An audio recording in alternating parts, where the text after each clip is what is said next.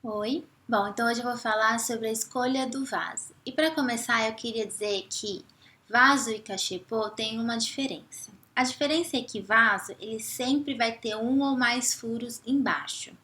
Já o cachepô é aquele suporte que não tem furo nenhum. Então, principalmente por causa da rega, para não correr o risco de que a raiz possa ficar por muito tempo, como a gente falou no vídeo de rega, em contato com aquela água lá embaixo parada, a minha sugestão é você sempre fazer o uso de um vaso dentro do cachepô. Então você pega um vaso, obviamente que caiba dentro daquele cachepô, planta, faz o plantio ali da sua espécie desejada e coloca dentro do cachepô. Assim não corre nenhum risco de você afogar a sua planta. Se você puder, você tira cada vez que for fazer a rega, faz, deixa escorrer a água e põe de volta. Se não der, você faz uma camada drenante embaixo, com argila expandida, pedra, alguma coisa que possa elevar um pouco para não ficar direto a bundinha do seu vaso em contato com a parte de baixo do cachepô. Dos vasos e cachepôs, a gente encontra diversos tipos de materiais, formatos, enfim. O que importa aqui, mais do que escolher pela estética, é escolher pensando a planta. Então, a escolha do material vai influenciar em algumas coisas, como por exemplo a rega, que eu falei um pouco no dia sobre rega, ou seja, tem alguns materiais que absorvem mais água, tem uns que retêm mais água, e isso vai influenciar na sua rega. Além disso, tem materiais, principalmente os naturais, que são mais indicados para que haja uma troca de ar ali da raiz, né, do seu substrato com o meio, como por exemplo os de cerâmica. Mas lembrando que os de cerâmica que não tem uma impermeabilização por dentro, que é aquela tinta preta que geralmente a gente vê, ou que não tenha nenhum acabamento por fora, né, que não seja uma porcelana, porque aí também isso vai tornar impermeável. Uma dica quando você compra um vaso de cerâmica, esse que não tem nenhum tipo de impermeabilização, é você mergulhar ele e deixar 24 horas ele mergulhado na água, e aí você tira, ele vai como se ele tivesse absorvido uma quantia de água, e isso vai impedir que ele absorva cada vez que você regar a sua planta. Outro tipo de vaso que é muito bom, que é de material orgânico, é a fibra de coco. A fibra de coco, ela veio para substituir principalmente o xaxim.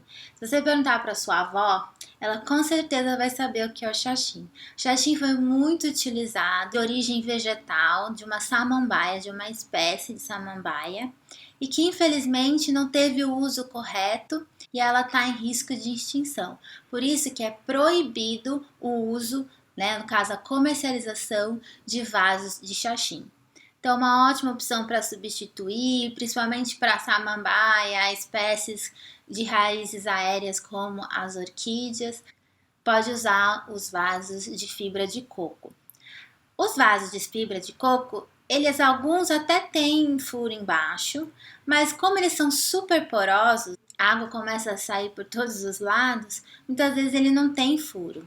Mas então isso é uma atenção, porque dependendo do local onde você colocar esse tipo de vaso, né, feito de fibra de coco, tem que tomar cuidado para que a água não saia escorrendo para todo lado.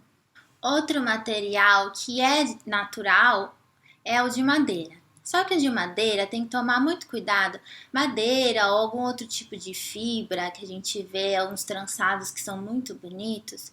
O cuidado que tem que ter é que plantar direto neles, por mais que eles tenham furos, é que o fato de você regar constantemente, aquela água pode levar à podridão do seu vaso. E isso pode prejudicar a sua planta. Nesses casos, a minha sugestão é colocar um outro vaso por dentro. Pode usar um de cerâmica, por exemplo, se você não quiser usar o de plástico.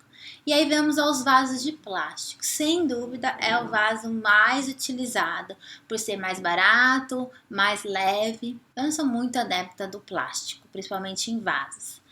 Ele tem uma vantagem, na verdade, duas, que ele é mais barato e que ele também acaba retendo mais a água, então ele espaça um pouco mais as regas. Mas eu não acho que essas são duas grandes vantagens. Eu acho que a leveza a gente encontra em outros materiais, como eu citei mesmo o da fibra de coco, e o custo também, comparado aos de cerâmica, não é tão diferente. Juntamente com os vasos de plástico, tem os de metal, que são muito parecidos na questão da leveza, também tem diversos acabamentos, cores, formatos, mas ele também não é tão indicado para ali a troca de ar da raiz com o meio.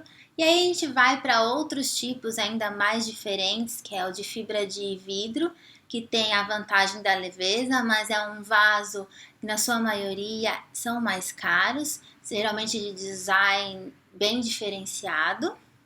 Tem também os de vidro, mas eu indico os de vidro mais para arranjos. É um material bem delicado, que não é qualquer planta que você consegue colocar no de vidro, principalmente suculentas, porque acaba formando ali um ambiente às vezes muito úmido e que não é muito indicado para suculenta. Então, os de vidro, opte ou por um cachepô ou para fazer terrário, outros tipos de arranjos. Tamanho é muito importante e o formato também, mas principalmente o tamanho. Nunca esqueça que quando você compra uma muda, às vezes, na maioria das vezes, na verdade, ela vem num tamanho baby ou ainda jovem. E tem que lembrar que aquela planta vai crescer.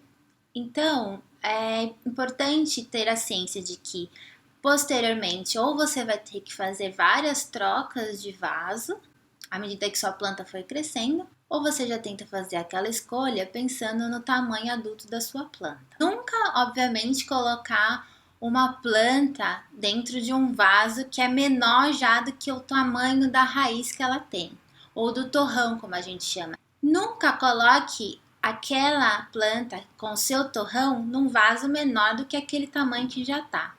A minha dica para escolher o vaso é que tenha pelo menos uma vez o tamanho do torrão para baixo.